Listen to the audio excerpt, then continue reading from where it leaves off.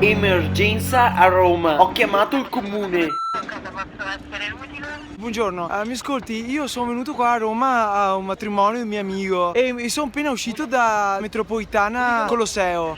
Davanti c'è una struttura grande, enorme. No, non ho capito. Sono qua a Roma a matrimonio di un mio amico. No, poi non ho capito, è uscito dalla fermata Colosseo, da lì non ho capito qual è il problema. C'è una struttura come in mezzo a una rotonda, come Che struttura è? Che struttura è? con degli archi enormi, senza finestre, senza niente. Quindi il Colosseo?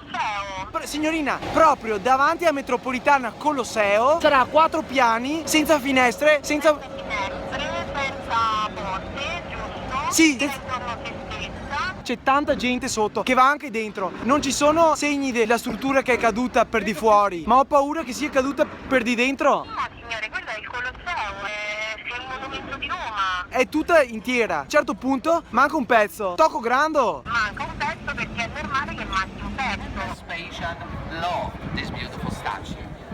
Sì, e di dire anche che manca un tocco, ma che lo finiscono fra poco. E comunque qua a Roma un spritz davanti a un cantiere 8,50 €. Una ciavata!